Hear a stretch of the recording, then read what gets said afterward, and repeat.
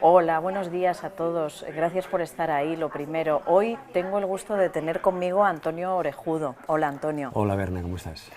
No solo amigo, no solo gran colaborador, sino sobre todo gran escritor y por tanto ya sabéis mi teoría de que los grandes escritores son los mejores prescriptores de libros que podemos tener a mano. Y por eso le hemos invitado a que estás leyendo este programa en El País Opinión, para que nos hable de libros. Nos va a hablar de poesía, de Cervantes, de ensayo, nos va a hablar un poquito de todo, porque él acaba de publicar Grandes Éxitos, que es una especie de recopilación de eso, sus grandes éxitos, muy satírico como es él, pero revisadas a la luz de hoy. Cuéntanos un poco qué es Grandes Éxitos, Antonio. Pues mira, Grandes Éxitos es un libro que nace muy humildemente como una recopilación, como tú has dicho, de textos que yo había ido publicando a lo largo de 20-25 años en lugares inaccesibles.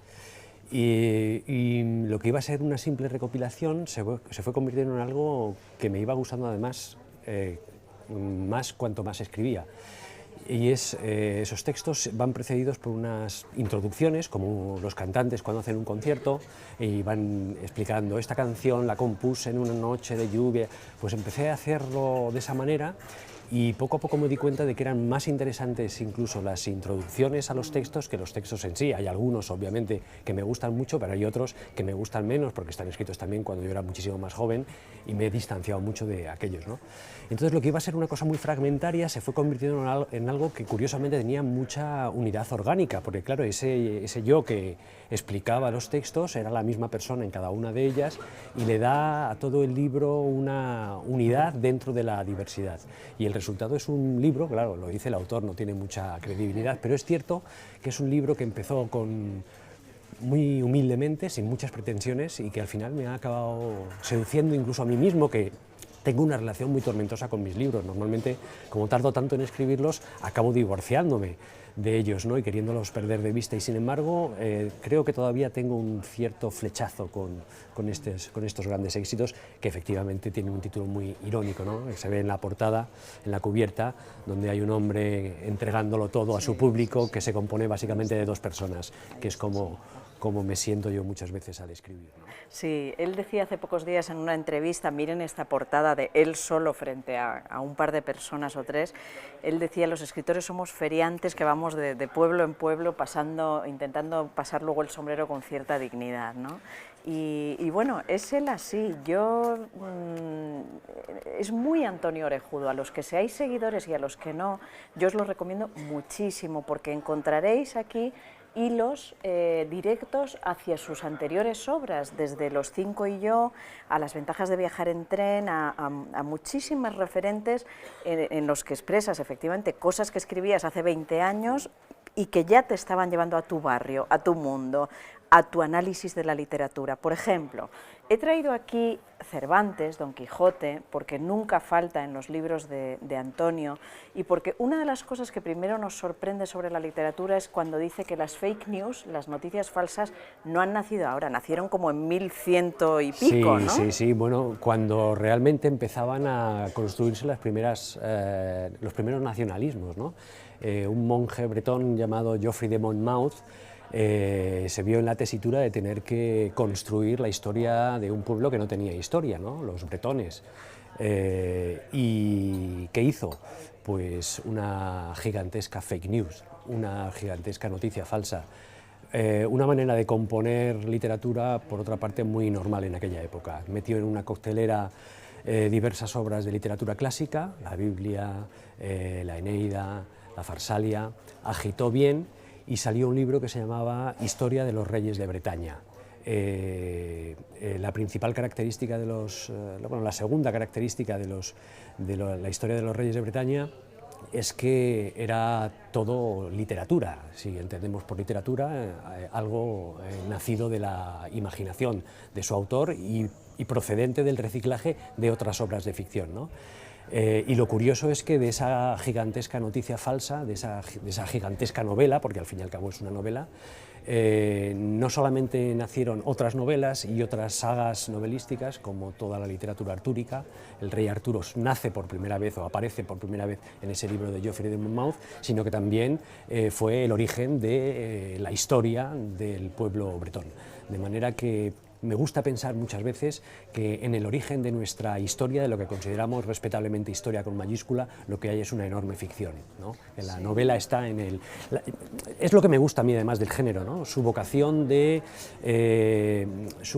sustitución de la historia. La novela siempre ha intentado sustituir o emular a la historia, ¿no? De hecho, ni siquiera en español tenemos dos palabras para distinguir dos cosas que son muy diferentes. La ficción y la realidad. Nosotros llamamos historia a la historia, pero también llamamos historia o historias a las cosas que no son verdad, ¿no? Sin embargo, también le niegas a la literatura, en algunas de tus reflexiones, la capacidad de describir la vida o de explicar la vida, ¿no? No solamente eso, lo que digo es que lejos de explicarnos la vida, muchas veces la literatura nos la pone mucho más difícil de lo que debería ser, ¿no? Don Quijote es un ejemplo claro de persona contaminada por la literatura, ¿no? Pero he traído un libro que releo con bastante frecuencia y que durante la escritura del libro volví a visitar. Es una antología de poesía lírica del siglo de oro, ¿no? Mientras escribía el libro sucedió algo que tú recordarás bien y que cuento en el libro. En un tranvía de Murcia, por la noche, una muchacha acompañada de sus amigas se subió y un chico que estaba dentro se fijó en él y empezó a imaginar que esa muchacha, que le gustó inmediatamente, a la que no conocía, estaba triste y lo necesitaba. Y él podía hacerla feliz. Él había nacido para hacer feliz a esa muchacha. Las amigas y la muchacha en sí se dieron cuenta de que había un tipo al final del tranvía o del autobús que la estaba mirando intensamente. Y afortunadamente no pasó nada, ni siquiera hablaron entre sí, pero a la mañana siguiente el tipo, realmente enamorado de esta mujer, empapeló Murcia con carteles donde decía: te conocí en el tranvía, este es mi número de teléfono, si quieres ser feliz, llámame, ¿no? La muchacha escribió o hizo circular por las redes sociales una respuesta a este cartel que, independientemente de que sea verdadera o falsa, explica muy bien el conflicto que se produce actualmente entre los géneros.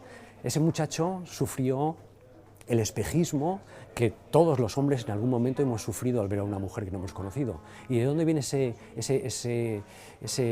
espejismo? Pues viene de estas poesías, viene de la poesía que ha construido nuestro imaginario de la mujer, nuestra idea. Si te refieres al espejismo de creerse necesario o creerse deseado, ¿no?, sin contar con la voluntad de la mujer. Si uno echa un vistazo a esta literatura del siglo de oro, a la literatura, a los poemas de Garcilaso, de Gutiérrez de Cetina y por supuesto a Petrarca, uno se da cuenta de que son hombres siempre escribiendo de mujeres, pero las mujeres no hablan en absoluto en toda esa poesía. No sabemos qué sienten esas mujeres despertando esa pasión tan arrebatada que despertaron en los poetas en los primeros trovadores, en los poetas italianos del Dolce Stil Nuovo, en Petrarca y luego en toda la literatura, en toda la poesía del siglo de oro, ¿no? Y algunas veces me da por pensar que buena parte de los malos entendidos, de los malentendidos que se producen entre los géneros, vienen de esto, vienen de que nuestra idea de la mujer y nuestra idea de las relaciones humanas y nuestra idea de la sexualidad ha estado construida en el Renacimiento y seguimos de alguna manera funcionando con esas imágenes mentales, ¿no? Si uno escucha la letra de la balada de cualquier grupo de rock contemporáneo, se dará cuenta de que en buena parte sigue siendo una letra petrarquista. Hay letras de loquillo, se ha hablado sigue mucho, siendo, ¿no?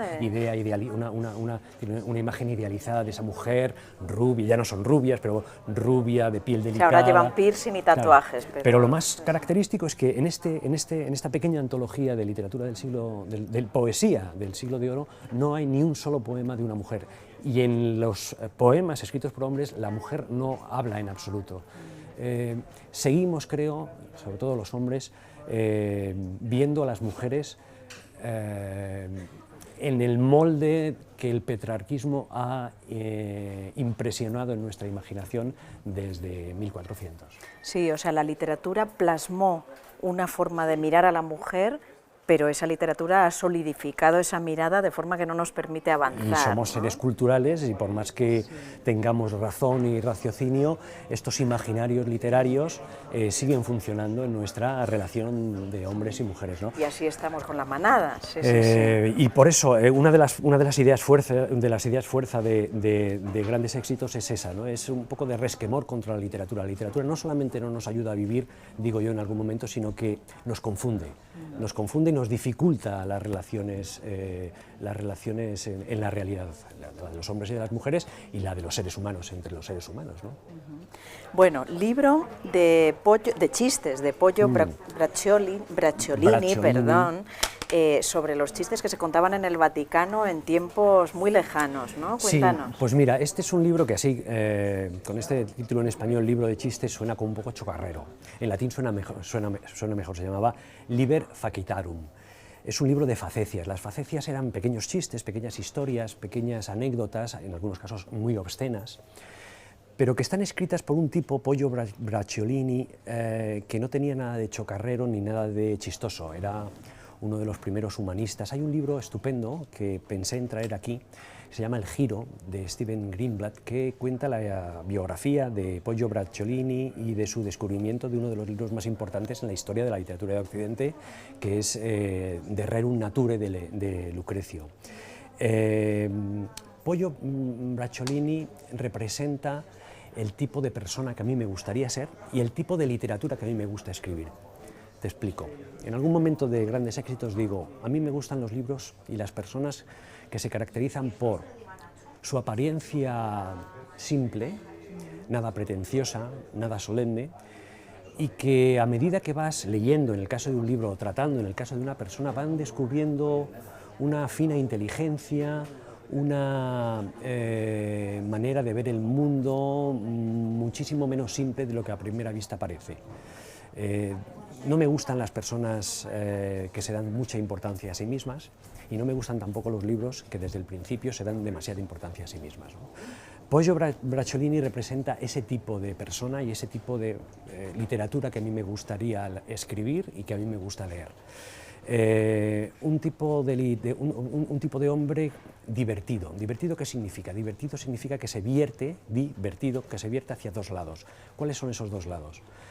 Hacia un lado, digamos, más intelectual, hacia un lado más serio, más culto, pero con una dimensión divertida y humana. Es decir, alguien capaz de estudiar a Quintiliano o de, en el caso de Einstein, por ejemplo, elaborar la teoría de la relatividad con la misma gracia con la que se cuenta un chiste en una fiesta social. Ese tipo de hombre que no es ni muy culto, enfadosamente culto y repipi y redicho, ni el chocarrero que solamente sabe hacer reír y no sabe nada más que gastar bromas a la gente, es el tipo de persona que a mí me gustaría ser, de escritor que a mí me gustaría ser y de libro que me gustaría vivir, ¿no? Entonces he traído un libro al que acudo de vez en cuando, que es un libro que representa la dimensión divertida de Pollo Bracciolini, porque la dimensión seria yo creo que es suficientemente conocida. Muchos de los libros de la literatura clásica que leemos hoy los leemos gracias a que Pollo Bracciolini en sus múltiples viajes por Europa descubrió el manuscrito, lo copió con su delicada letra y hoy podemos leer a Quintiliano, podemos leer a Lucrecio, podemos leer muchos de los libros de la literatura clásica. Bueno, Antonio me ha explicado que para escribir sus grandes éxitos, este es uno de los libros que ha releído mucho, el de la poesía del siglo de oro también, y los ensayos de Montaigne, que no tenemos aquí, pero que también querías destacar, y que en el libro creo que mencionas esa primera persona que utiliza, ¿no? Que a ti nunca te ha gustado la primera persona, o al menos para reflejarte a ti mismo, pero que la literatura reconoces que necesita de vez en cuando para crear un personaje verosímil, ¿no? Sí, a mí con la primera persona, ahora que con lo de la autoficción está tan en el candelabro, ¿no? Como decían, me ha pasado algo bien curioso. Al principio, cuando empecé a escribir, yo huía de escribir en primera persona. Me parecía que era una pequeña farsa. ¿Por qué? Yo pensaba que era imposible escribir en primera persona, que aunque uno escribiera yo, en realidad estaba hablando de un tercero, de un personaje al que ponía el nombre yo, ¿no? Pongo el ejemplo del selfie. Es imposible hacerse un selfie si no alargamos el brazo y nos incluimos en la fotografía, ¿no? Pues cuando uno escribe yo también, aunque se llame yo, ese personaje, está hablando de una tercera persona. Y siempre me parecía que era un poco fraudulento escribir yo, porque en realidad lo que estabas escribiendo era él. Sin embargo, a medida que me he ido haciendo mayor y a medida que he ido escribiendo, me he dado cuenta de que las cosas no son tan fáciles como parecían y que en realidad es imposible hablar de otra cosa que no sea de nosotros mismos, independientemente del pronombre personal que usemos. ¿De qué escribimos los escritores sino de lo que en última instancia nos interesa, nos preocupa, nos obsesiona, nos disgusta, queremos olvidar, hemos olvidado o queremos recordar?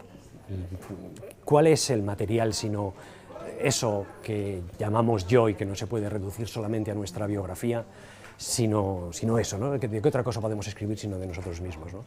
Entonces me parecía que no tenía mucho sentido hacer ese esfuerzo de invisibilidad. Si los escritores a fin de cuentas hablamos siempre de nosotros mismos, ¿por qué no relajarnos un poco y hacernos visibles, ¿no? Entonces inmediatamente pensaba en uno de los libros que más me han influido a mí, que son los ensayos de Montaigne, donde precisamente hay una voz que reflexiona sobre lo divino y sobre lo humano, pero en donde siempre aparece yo, siempre nace del yo o va hacia el yo esas reflexiones, ¿no? Curiosamente, esa manera de pensar, esa manera de reflexionar en literatura se fue perdiendo y ahora reaparece de nuevo, curiosamente, en libros escritos por mujeres. Dos de los libros que he traído tienen una cierta relación con estos ensayos de Montaigne. Uno de ellos no lo hemos traído. Tenemos aquí Marta Sanz, Éramos mujeres jóvenes. Y el otro es de Clara Ausón, el asesino, ¿no? El asesino tímido, sí. Son dos libros que llegaron a mí y que los leí en diferentes momentos de redacción de estos grandes éxitos, ¿no? El primero fue el de Marta. Bueno, de Marta podría haber traído este libro, pero también podría haber traído el libro de Anatomía, Clavícula. O Clavícula, ¿no? Porque ha hecho de esa aparición del yo y de esa reflexión en donde su persona entra, es decir, hay un intento de mostrar que se escribe siempre desde un punto de vista y desde una situación sociocultural y política también, ¿no? Entonces ese esfuerzo de aparición del yo, esa renuncia a hacerse invisible, que tanto me gusta de Montaigne, lo vuelvo a ver en Marta y me seduce en Marta de la misma manera que me sedujo en Montaigne, ¿no? Y por idénticas razones me ha seducido mucho El asesino tímido de Clara Ausón.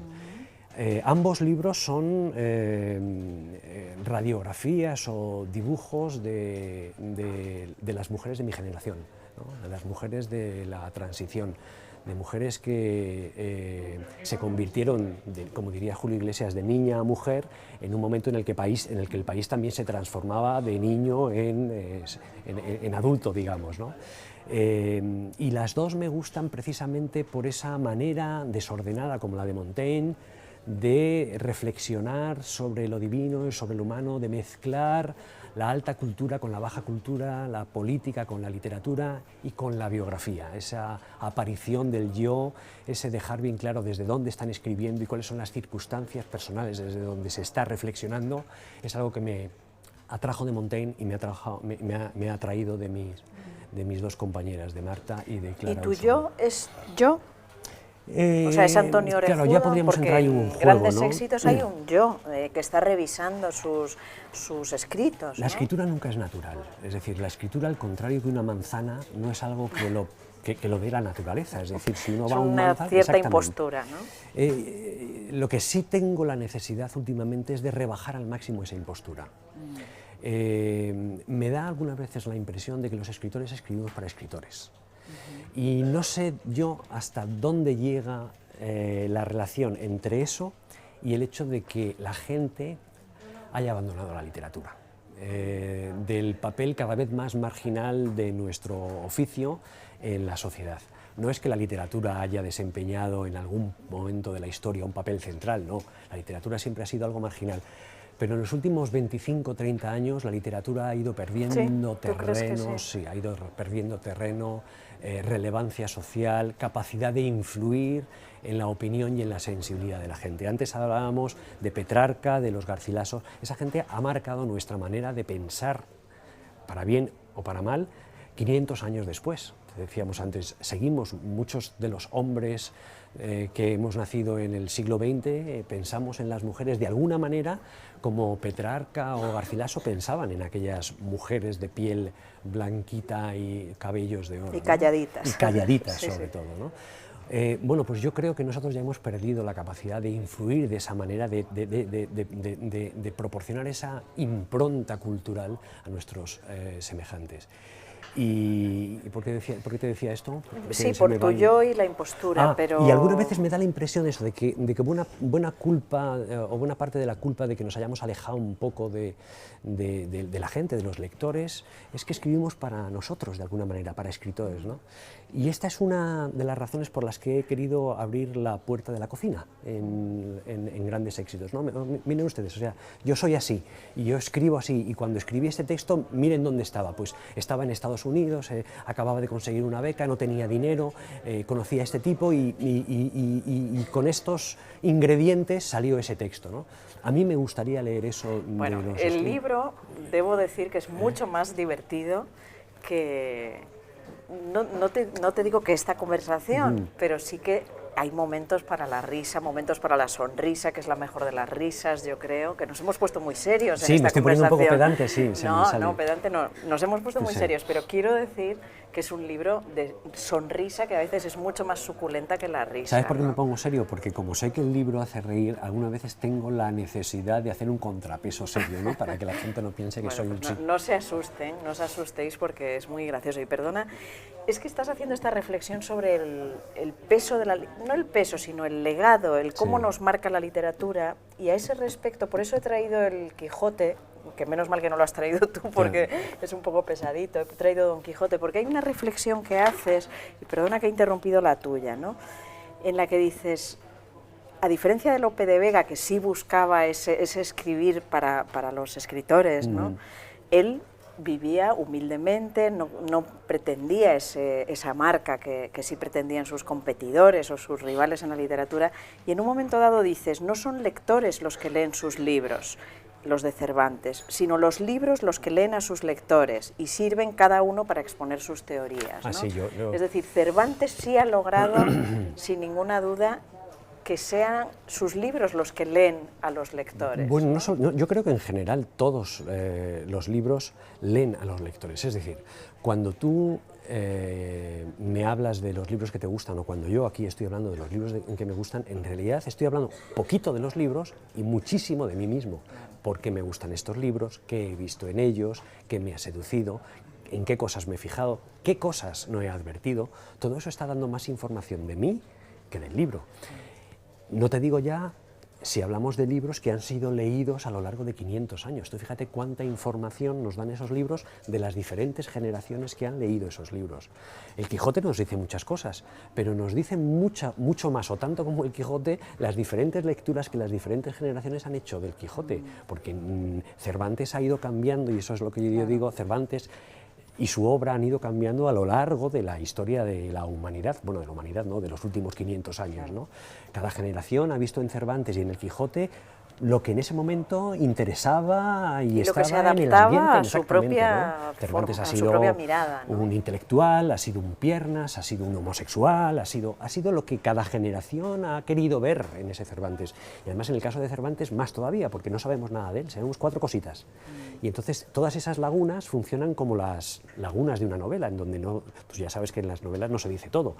Y esos huecos que rellena el lector con su deseo, con su lectura, es lo que nosotros hacemos con Cervantes. Como sabemos 4 cosas de él, todo eso que no sabemos lo llenamos con lo que nosotros necesitamos o queremos que sea Cervantes. Y de esa manera Cervantes ha sido prácticamente todo desde que vivió entre nosotros hasta hoy, ¿no? Y lo mismo ocurre con sus libros, que han soportado 500 años de lectura y ha sido siempre un libro diferente. Nuestro Cervantes y nuestro Quijote no es el Cervantes y el Quijote de Unamuno, ni fue el Cervantes y el Quijote de Lope de Vega tampoco, ¿no? Ese hombre ha ido cambiando a lo largo del tiempo y a lo largo de las lecturas. Por eso pienso que los libros nos leen a nosotros. Cuando nosotros hablamos de un libro, no estamos hablando del libro. Bueno, sí, hablamos del libro, claro, pero ese libro nos dice sin querer cosas, nuestro análisis está diciendo cosas de nosotros, ¿no?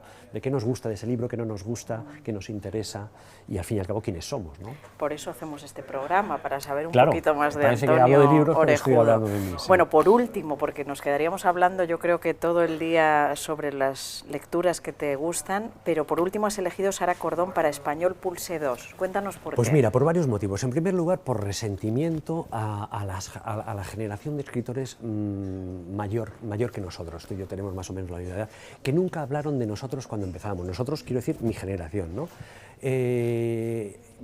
Yo quiero hablar de los jóvenes que vienen detrás de mí, ¿no? Creo que hay que echarles una mano y hacerlos visibles, ¿no? Y cayó en mis manos, me hicieron llegar un libro que me ha interesado inmediatamente y que literalmente estoy leyendo. El programa se llama Que estoy leyendo y este libro lo estoy leyendo, me quedan 20-25 páginas. Es de Sara Cordón y se titula Para Español Pulse 2. ¿Por qué me ha llegado este libro? Bueno, en algún momento de grandes éxitos recupero textos que escribí en la época de mi vida en la que estuve estudiando en Estados Unidos. Yo me doctoré allí, estuve trabajando un tiempo allí y durante unos cuantos años fui lo que se llama un estudiante graduado, es decir, un estudiante de doctorado con muy poco dinero, con mucha hambre de saber y hambre también de alimentos. Sara Cordón es una joven estudiante graduada, o por lo menos lo fue, que refleja con muchísima gracia la vida del estudiante graduado de español, en su caso el máster que está cursando la protagonista del libro, que se llama como ella, Sara, es un máster de escritura, pero viene a ser lo mismo, ¿no? Refleja perfectamente cómo viven los últimos mohicanos de la literatura. Antes hablaba del poco papel social que tiene la literatura entre nosotros y realmente pienso que la literatura va camino de convertirse en la filatelia del siglo XXI, es decir, una actividad de gente muy especializada, un poco friki. Y sin embargo, Sara Cordón habla de cómo viven los últimos jóvenes interesados en la literatura en Estados Unidos, ¿no? Es un libro que ha conectado emocionalmente con mi vida estadounidense, con mi vida de estudiante graduado, y me parece una primera novela muy prometedora, contada con mucha gracia, una novela muy pop, y con una rapidez y con una capacidad de reproducir las diferentes hablas de los latinos y de los hispanos que viven y se relacionan en los Estados Unidos, que para mí es un requisito imprescindible en un escritor. Una de las cosas que más valoro en un escritor es su oído. Yo creo que un escritor tiene que ser un poco ventríloco. Cervantes era un poco ventríloco y si descubrió la novela moderna o si inventó la novela moderna fue porque tuvo la capacidad de recoger toda la ideología lingüística y política de su mundo. Sara Cordón, sin llegar a ser Cervantes, tiene ese oído tan fino para los registros verbales e ideológicos que yo aprecio tanto en un escritor. Bueno, Antonio, muchísimas gracias. Yo os recomiendo grandes éxitos. No solo os vais a divertir, es que vais a crecer, porque yo siento que he crecido, porque está lleno de reflexiones sobre la literatura y sobre la vida, sobre la juventud y la edad adulta. Te he visto más alta, efectivamente, ¿no? Era por hacer un chiste final, porque me has dicho que me he puesto tan serio hablando de literatura. Bueno, gracias Antonio, mucha suerte, que sigas cosechando grandes éxitos. Muchas gracias. Gracias a todos.